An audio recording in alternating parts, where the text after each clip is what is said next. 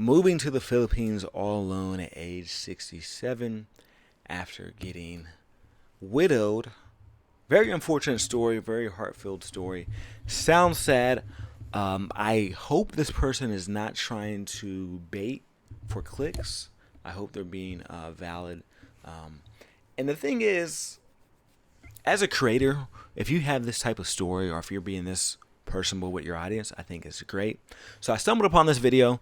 This is a lady who says she is 67 years old and who has moved to the Philippines all alone by herself after becoming widowed. If you don't know, being widowed is when you're married and then your partner unfortunately passes away.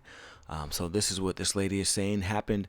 The voice sounds kind of interesting here, so I think she's typing this and then running it through some type of AI, maybe like 11 Labs or something like that. But let's play this. I was 67 years old the day I bought a ticket to Manila. Even now, saying those words out loud sounds a little ridiculous. Not because I was adventurous, not because I'd spent my life traveling the world. Quite the opposite. For more than 40 years, my life had been predictable, comfortable, safe. The kind of life most people spend years trying to build. And this is the thing. Not to fair use, by the way, fair use. If you spend your whole life, saving, trying to do the right thing, having a corporate job, playing it safe, that's great.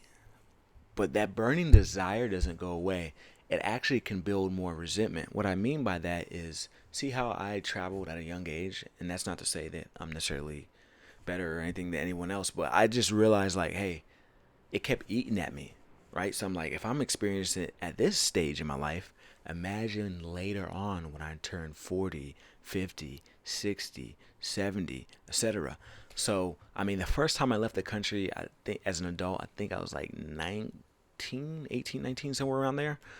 And I was just like, it was just building up on me. Like as a teenager, I used to think of it. As a kid, I used to think of it. So I said, man, when I turn legal age, I got to get out of here. I got to go see some stuff, right? So if you don't do that, it's going to manifest in other ways. And I've met plenty of 60, 70, 80-year-olds who just started traveling because, that's what it was. It was sitting there the whole time. They just need to get it out. So it sounds like this is what this lady's doing. And she needed a change of scenery. If this is accurate. Like I said, this is obviously not her voice. So I'm thinking maybe she typed this. But yeah. For a very long time, I was grateful for it. Then my husband died. After 42 years of marriage, I found myself sitting alone in a house that suddenly felt much larger than it used to. Yeah. The silence was the hardest part. That's gonna be Not it. at first. At first, there were phone calls, visits, neighbors checking in, my children calling every day. But life has a way of continuing. People return to work. Grandchildren have soccer games. Birthdays come and go. And eventually, everyone settles back into their own routines. I don't blame them. That's how life works. The problem was that I no longer knew what my routine was supposed to be. Every morning looked exactly like the one before it. Coffee for one.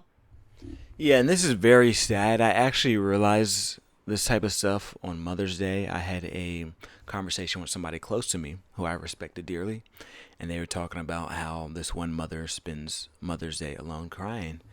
And it was very sad, but it made me think of some of because I started in the conversation, started talking about some of our friends who passed away over the years. And it made me realize, oh, I haven't talked to this friend's mother in X amount of time, or what about this person, blah, blah, blah. It made me realize when people pass away, you may be close to someone. So long story short, not to get it too on myself or too emotional, I had a best friend that passed away, right? But I realized, even though it's my best friend, I know where his mom lives, and I never go by there to visit. So it made me realize, oh, I actually am making mistakes in my ways because, yes, this person passed away, but I need to go check on his mom every so often, or just let her know, hey, I'm here, etc. So it made me realize sometimes when people pass away, you may be so busy in what you got going on that you don't do it on purpose, but you kind of just go back to your groove, or you think about that person, but you don't think about the people who are connected to that person. This person may have a daughter, a son, a a brother, mom, cousin, girlfriend, boyfriend. And sometimes those people get pushed to the side because you were so focused on the relationship you had with that direct person and not necessarily the people around them. So, yeah, I mean, it's very sad that this lady spends, she spent her time alone and then the house got quiet. But I think she had the right idea as far as like selling the house, get rid of the house, going somewhere completely different, just absorbing a new energy, a new way of life, even if it's only temporary.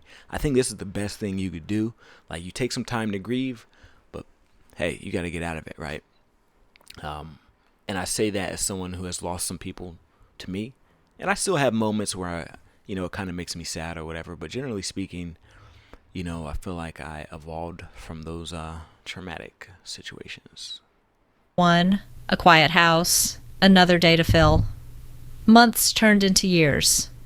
And somewhere along the way, I stopped feeling like I was living. I was simply existing.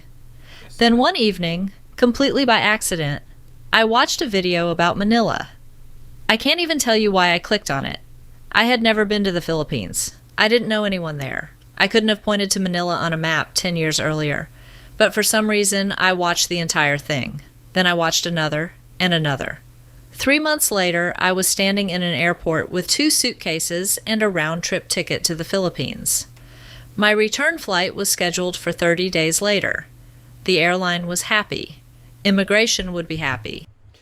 Yeah, and I will say in the Philippines, they have a reputation of being happy people, uplifting, good vibes, etc. Even though I only was there for a few days, I could see that there, and I really loved it. Like, and it's not just the Filipino people; it's the people who go to the Philippines. Like, so you see other foreigners who go there, and they just got a certain uplifted spirit to them.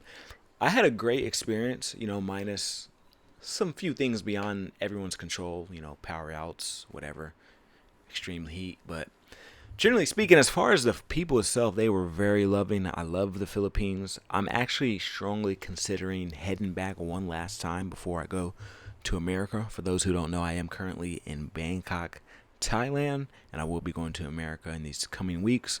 But it would be nice to hit the Philippines one more time, right? But yeah, I wish this lady the best. Hopefully this is not a troll. Hopefully this is not someone who's just trying to make something up, because this would be very cruel to make this up. But she's doing the right thing. She mentioned how it took years for her before she finally came to the Philippines. And hey, if you were with someone for that long, I understand. For anyone watching this, if you're going through something, the best thing may potentially be travel therapy.